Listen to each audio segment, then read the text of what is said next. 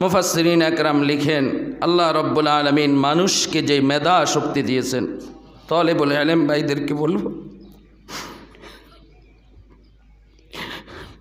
মুফাসসিরিন আকরাম লিখেন যে রব্বুল আলামিন মানুষকে যে মেধা দিয়েছেন, রব্বুল আলামিন মানুষকে যে প্রতিভা দিয়েছেন, রব্বুল আলামিন মানুষকে যে যোগ্যতা দিয়েছেন, এটাও আমানত, এটাও আমানত। ও তালেবুল ইলম ভাইরা, আল্লাহর দেওয়া এই মেধা, আল্লাহর দেওয়া প্রতিভা, আল্লাহর দেওয়া যাকাওয়াত, এগুলির এই আমানতেরও আমরা হেফাজত করি, এই আমানতেরও আমরা কদর করি।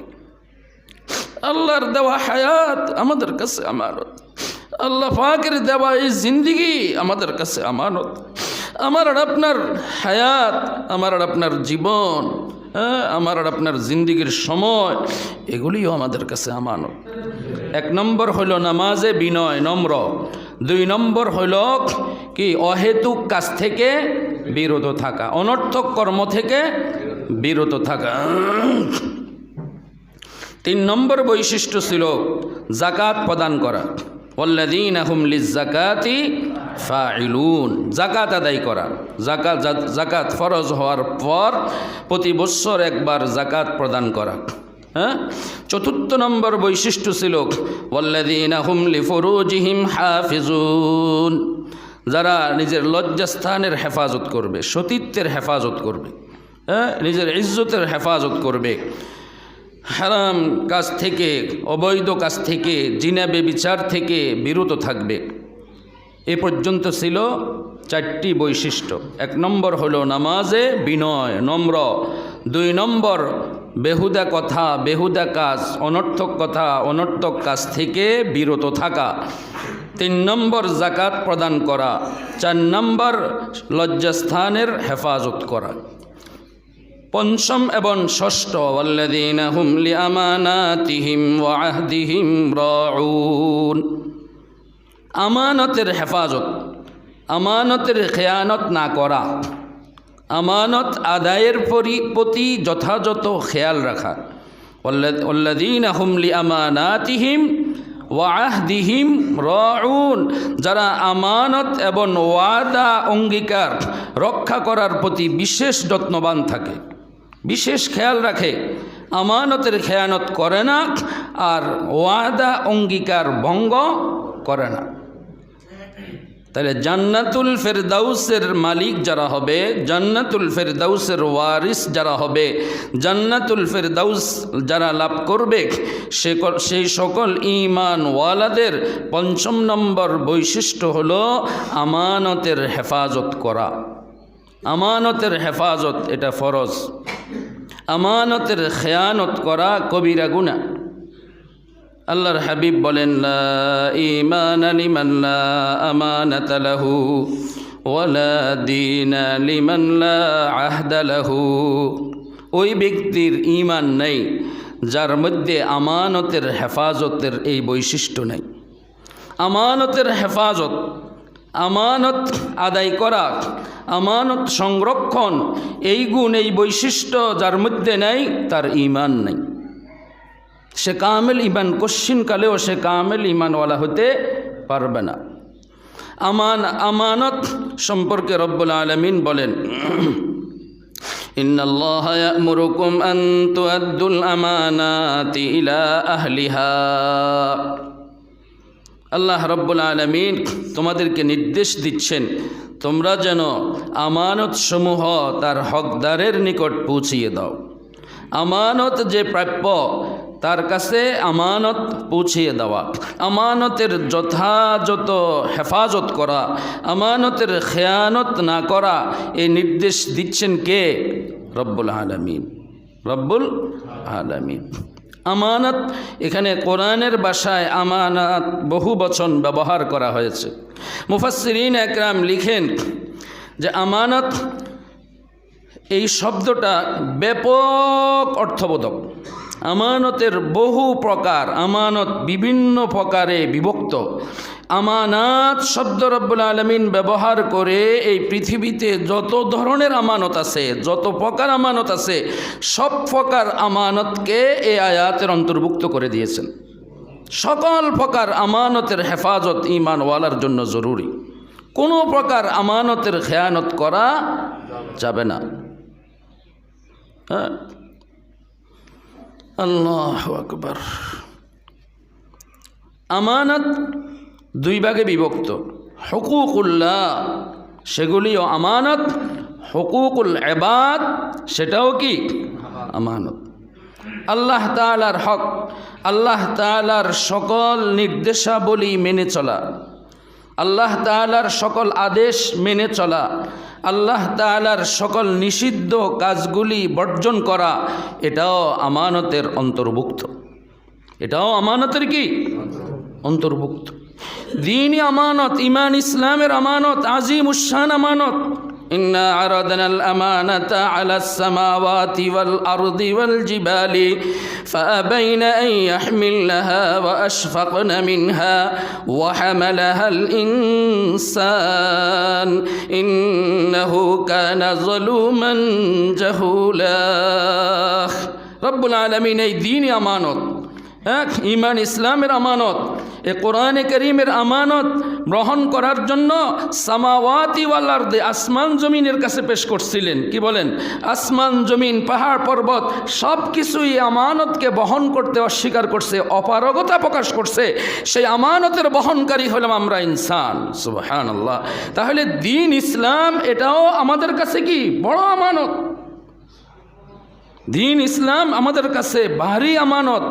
এই আমানতেরও আমাদেরকে হেফাজত করতে হবে। মুফাসসিরিন আকরাম লিখেন, আমানত হুকুকুল্লাহ যেমন আমানত, হুকুকুল ইবাদও কি আমানত।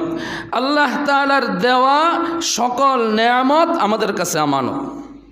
মুফাসসিরিন আকরাম লিখেন, আল্লাহ রব্বুল আলামিন মানুষকে যে মেধা শক্তি দিয়েছেন, তালেবুল ইলম ভাইদেরকে বলবো, মুফাসসিরিন আকরাম লিখেন যে রব্বুল আলামিন মানুষকে যে মেধা দিয়েছেন, রব্বুল আলামিন মানুষকে যে প্রতিভা দিয়েছেন, রব্বুল আলামিন মানুষকে যে যোগ্যতা দিয়েছেন, এটাও আমানত। এটাও আমানত। ও তালেবুল ইলম ভাইরা, আল্লাহর দেওয়া এই মেধা, আল্লাহর দেওয়া প্রতিভা, আল্লাহর দেওয়া যাকাওয়াত, এগুলির এই আমানতেরও আমরা হেফাজত করি, এই আমানতেরও আমরা কদর করি। আল্লাহর দেওয়া হায়াত আমাদের কাছে আমানত। আল্লাহ পাকের দেওয়া এই জিন্দিগি আমাদের কাছে আমানত।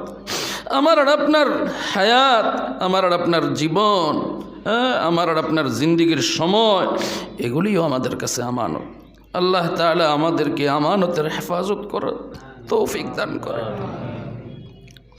আল্লাহ তাআলা আমাদেরকে যত প্রকার নেয়ামত দিয়েছেন সব আমাদের কাছে আমানত।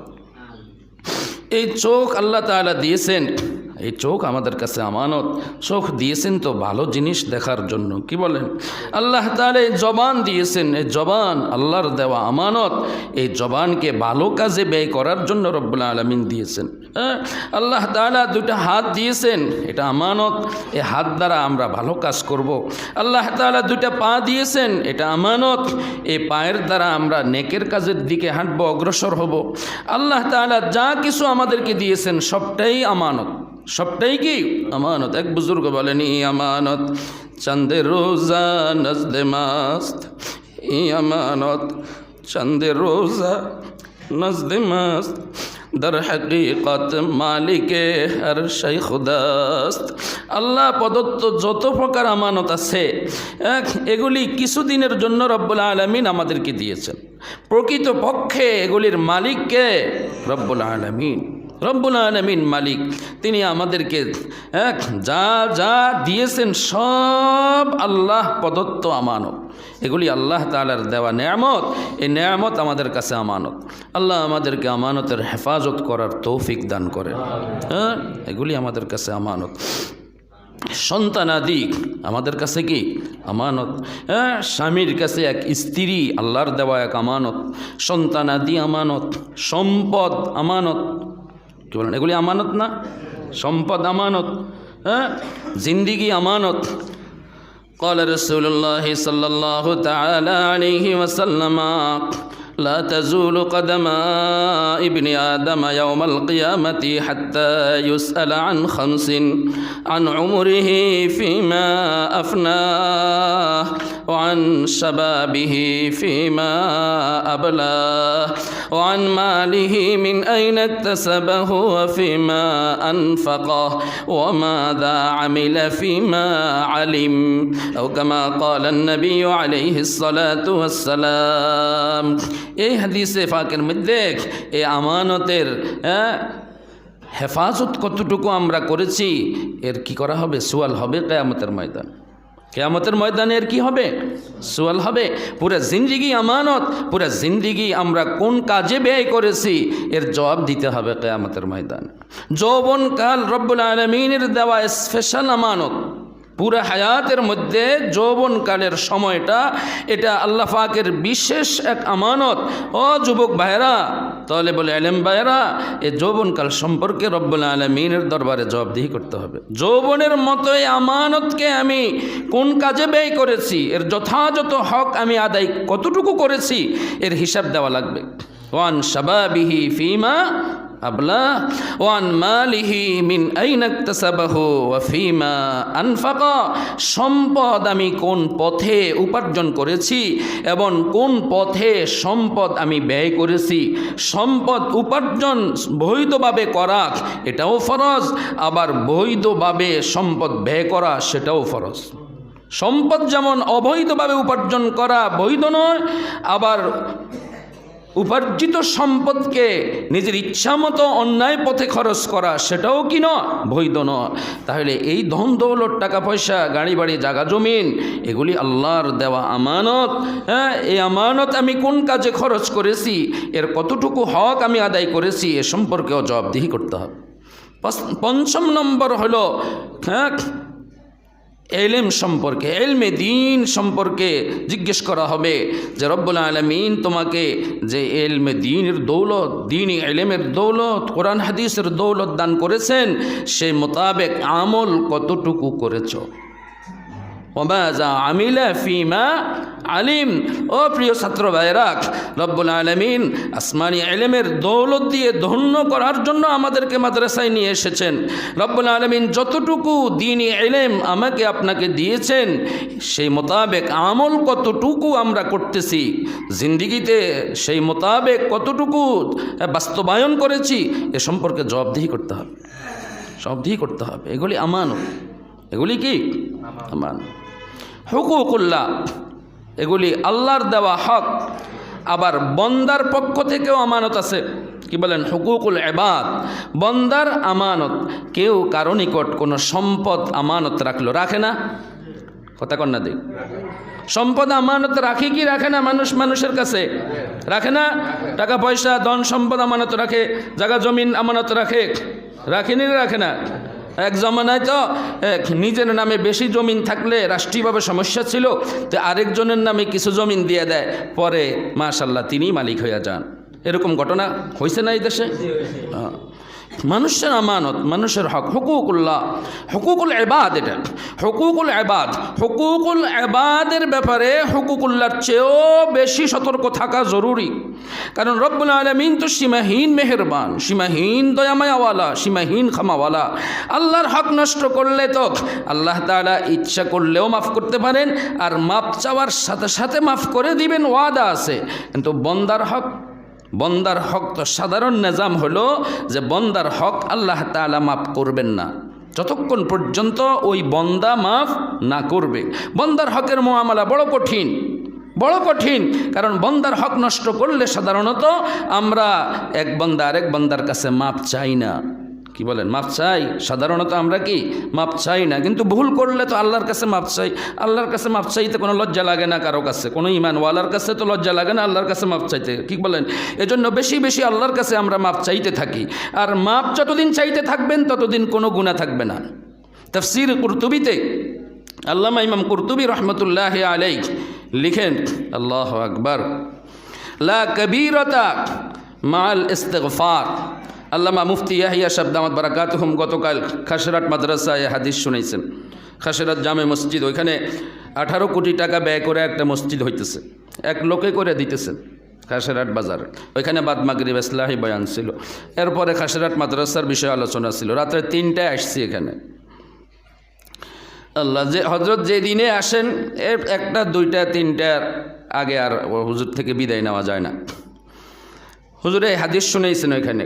তাফসীর কুরতুবিতে আল্লামা ইমাম কুরতুবি রহমতুল্লাহ আলাইহি লিখছেন, লা কবীরতা মাআল ইস্তিগফার ওয়ালা সগীরতা মাআল ইসরার। এই দুইটা কথা আল্লামা ইমাম কুরতুবি রহমতুল্লাহ আলাইহি লিখেছেন। ইন তাজতানিবু কাবাইরা মা তুনহাউনা আনহু নুকাফির আনকুম সাইয়্যাতিকুম ওয়া নুদখিলকুম মুদখালান কারীমা।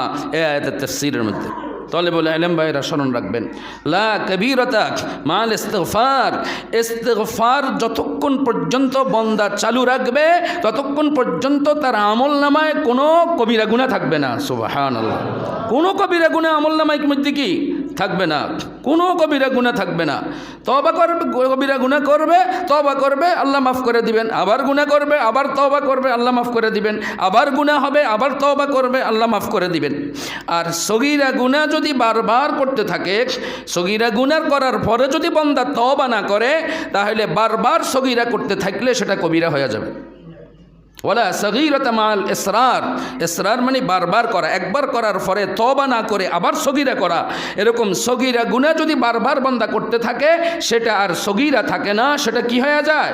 কবিরা হয়ে যায়, কবিরা হয়ে যায়। তা আমার বলার উদ্দেশ্য হলো যে হুকুকুল্লাহর আমরা নষ্ট করলে তো আল্লাহর কাছে মাপ চাই, কিন্তু বন্দার হক নষ্ট করলে সাধারণত ওই বন্দার কাছে আমরা কি চাই না?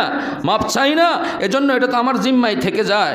বন্দার হক নষ্ট করলে কাল কিয়ামতের ময়দানে কবুল হওয়া নেক আমলের সওয়াব দিয়ে দিতে হবে বন্দাকে। আর রব্বুল আলামিন যদি কারো প্রতি মেহরবানি করেন, দয়া করেন, অনুগ্রহ করেন, আল্লাহ তাআলা মাফ করানোর ব্যবস্থা করেও দিতে পারেন। আল্লাহর সেই শান আছে। আল্লাহ ওই যে বান্দার হক আমি নষ্ট করেছি, আল্লাহর যদি ইচ্ছা হয় আমাকে ক্ষমা করে দিবেন, তাহলে আল্লাহ তাআলা ওই বান্দাকে কি করবেন? ওই বান্দার জিন্দেগির গুনাহ খাতা মাফ করে তার জন্য জান্নাতের ফয়সালা করে দিবেন। তখন ওই বান্দা মনে করবে যে হায়, আমার ওই বান্দার হক নেওয়ার থেকে তো আল্লাহর জান্নাত পাওয়া এটা আমার জন্য বড় দৌলত। কি বলেন, এটা বড় দৌলত না নাকি? কিয়ামতের ময়দানে প্রতিশোধ নেওয়া বড় দৌলত। কথা কন না দেখ, প্রতিশোধ নেওয়া কি বড় দৌলত, না আল্লাহর জান্নাত পাওয়া বড় দৌলত? আল্লাহ যদি কাউকে ইচ্ছা করেন যে এই বান্দাকে আমি মাফ করে দিব, হ্যাঁ ওই বান্দা হুকুকুল ইবাদ নষ্ট করে আসছে, তাইলে ওই বান্দাকে আল্লাহ তাআলা খুশি করায়া এই বান্দাকেও জান্নাত দিয়ে দিবেন। সেটা হলো সাধারণ নিজামের খেলাফ। সাধারণ নিজামের কি খেলাফ? সাধারণ নিজাম হলো যে হুকুকুল্লাহ নষ্ট করলে মাফ চাইলে আল্লাহ মাফ করে দিবেন, হুকুকুল ইবাদ নষ্ট করলে আল্লাহ তাআলা মাফ করবেন না যতক্ষণ না ওই বান্দা মাফ করবে।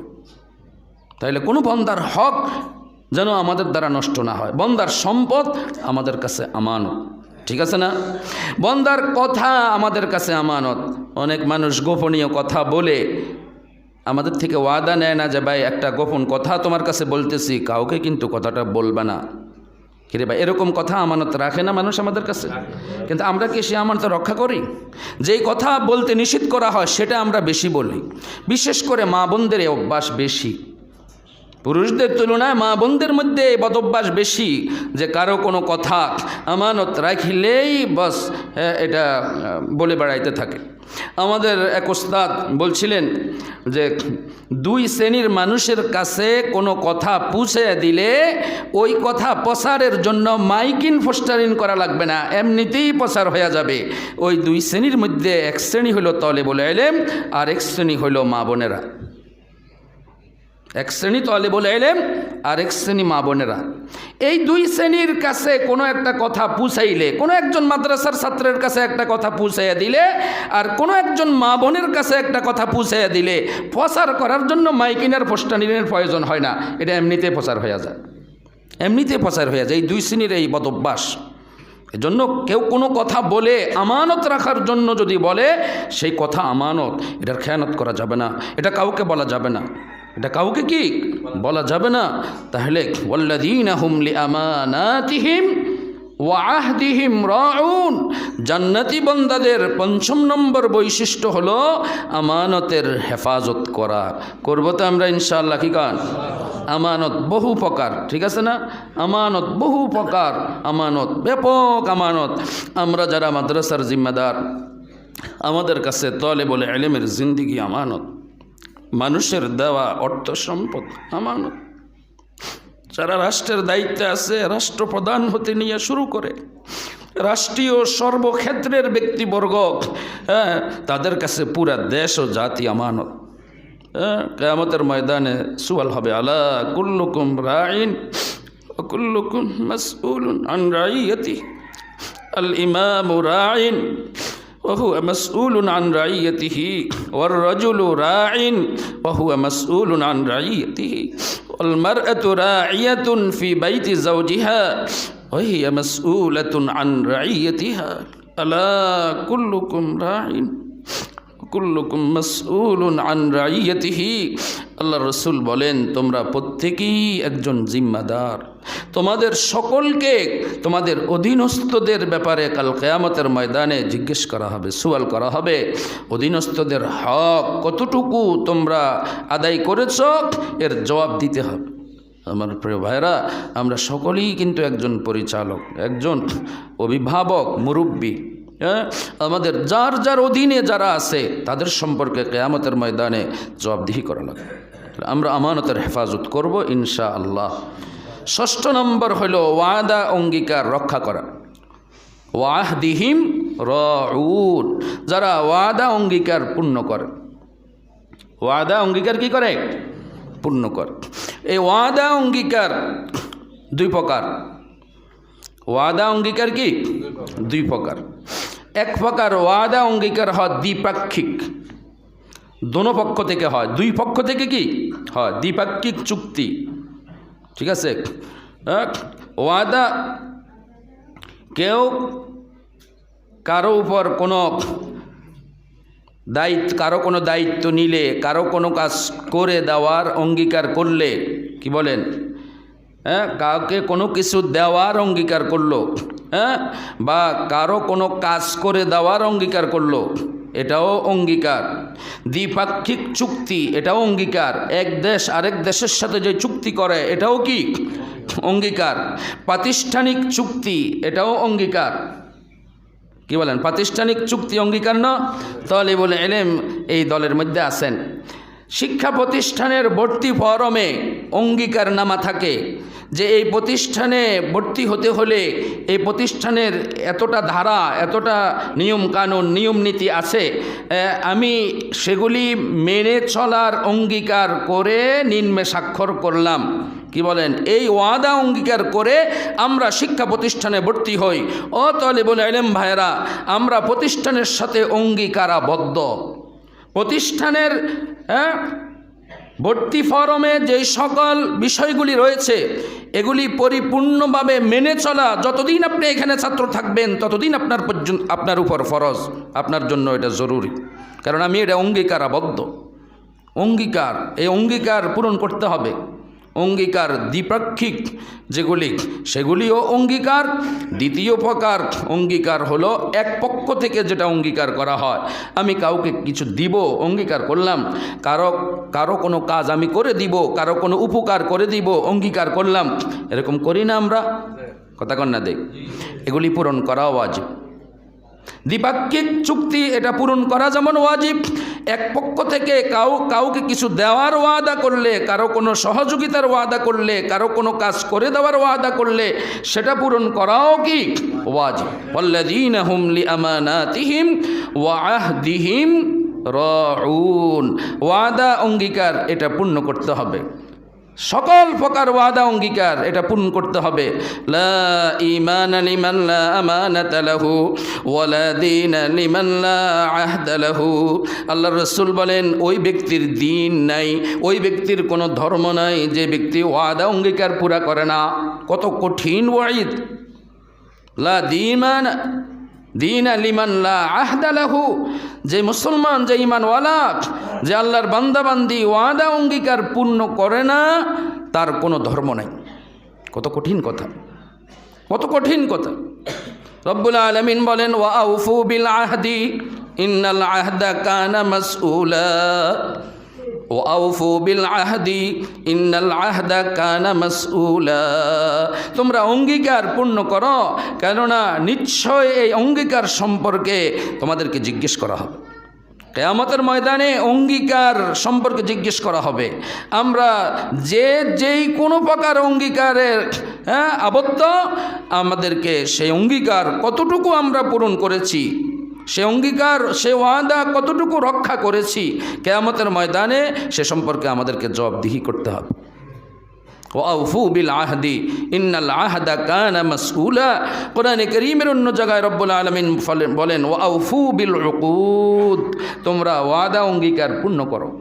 ওয়াউফু বিল উকুদ, তোমাদের কোনো প্রকার ওয়াদা থাকলে সেই ওয়াদা কি করো? পূর্ণ করো। আল্লাহু আকবার। আমার প্রিয় বন্ধুগণ, সবচেয়ে বড় ওয়াদা তো রব্বুল আলামিনের সাথে আমাদের ওয়াদা। কি বলেন? রব্বুল আলামিনের সাথে আমাদের ওয়াদা আছে না নাই? আলাস্তু বিরাব্বিকুম ক্বালু বালা।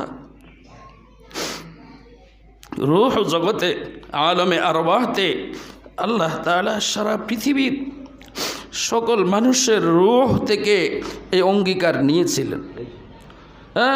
রূহ জগতের সমাবেশ করেছেন রব্বুল আলামিন। সেই সমাবেশে আল্লাহ তাআলা আদম আলাইহিস সালাতু ওয়াস সালাম থেকে কিয়ামত পর্যন্ত যত মানুষ এই পৃথিবীতে আসবে, প্রত্যেকের রূহ থেকে ওয়াদা নিয়েছেন আলাস্তু বিরাব্বিকুম, আমি কি তোমাদের রব নই? রব শব্দের ব্যাপক অর্থ, রব শব্দের অর্থ পালনকর্তা, রব শব্দের অর্থ বিধানদাতা। আল্লাহু আকবার। রব শব্দের অর্থ রিজিক দাতা, রব শব্দের অর্থ হায়াত দাতা, রব শব্দের অর্থ আমার আর আপনার জিন্দিগির সব কিছুর ইন্তজামকারী, সব কিছুর ব্যবস্থাকারী রব। তিনি আমাদের রব, তিনি আমাদের প্রতিপালক, তিনি আমাদের আল্লাহ, তিনি আমাদের হায়াতের মালিক, তিনি আমাদের মৌতের মালিক, তিনি আমাদের জিন্দিগির মালিক, তিনি আমাদের রিজিকের মালিক, তিনি বিধানদাতা। কি বলেন? আল্লাহ তাআলার বিধান মেনে চলবো, আল্লাহকে রব হিসাবে মানবো, এই ওয়াদা অঙ্গীকার আমরা করে আসছি কি আসি নাই? আলাস্তু বিরাব্বিকুম যখন রব্বুল আলামিন প্রশ্ন করছেন, সব রূহগুলি চুপ। সর্বপ্রথম মুহাম্মদুর রাসূলুল্লাহ সাল্লাল্লাহু আলাইহি ওয়াসাল্লাম জবাব দিয়েছেন। আল্লাহর রাসূল থেকে উত্তর শুনে সারা পৃথিবীর নবী রাসূলগণ এবং সারা পৃথিবীর সকলের মানুষের রূহগুলি এক বাক্যে জবাব দিয়েছে ক্বালু বালা, হ্যাঁ অবশ্যই আপনি আমাদের রব। এই ওয়াদা করে আসছি না আমরা? কথা কন না, দেখ করছি না, করেন না? তো এই ওয়াদার কথা দুনিয়াতে বলে থাকার কোনো সুযোগ আছে? দুনিয়াতে বলে থাকার কোনো সুযোগ আছে? কোনো সুযোগ নেই। মৃত্যু পর্যন্ত সেই ওয়াদা করার কথা স্মরণ রাখতে হবে। রব্বুল আলামিনের সাথে আমরা ওয়াদাবদ্ধ, প্রতিজ্ঞাবদ্ধ যে আমরা আমাদের জিন্দেগিতে আল্লাহ যে আমাদের রব আমরা সেই স্বীকার করব, আল্লাহ যে আমাদের বিধানদাতা সেটা আমরা স্বীকার করব, আল্লাহ যে আমাদের মাবুদ আমরা সেটা আজীবন সেটা লালন করব, সেই ইয়াকিনের বিশ্বাস লালন করব। সুতরাং রব্বুল আলামিনের সাথে সেই ওয়াদা রক্ষা করা কোথায় আমাদের? কোথায় আমাদের সেই ওয়াদা রক্ষা করা? আল্লাহ তাআলা আমাদেরকে সকল প্রকার ওয়াদা অঙ্গীকার রক্ষা করার তৌফিক দান করেন। ষষ্ঠ নম্বর হলো ওয়াল্লাযীনা হুম আলা সালাওয়াতিহিম ইউহাফিজুন, যারা নামাজের হেফাজত করবে, যথাযথভাবে নামাজ আদায় করবে। দেখেন, জান্নাতি বান্দাদের বৈশিষ্ট্য বর্ণনা করতে গিয়ে রব্বুল আলামিন প্রথম নম্বর বলেছেন, কি বলেছেন? আল্লাযীনা হুম ফি সালাতিহিম খাশিউন। সেখানেও এক নম্বর বৈশিষ্ট্য নামাজ, সপ্তম নম্বর বৈশিষ্ট্য হলো নামাজ। সুবহানাল্লাহ। শুরুতেও নামাজ, শেষেও কি নামাজ।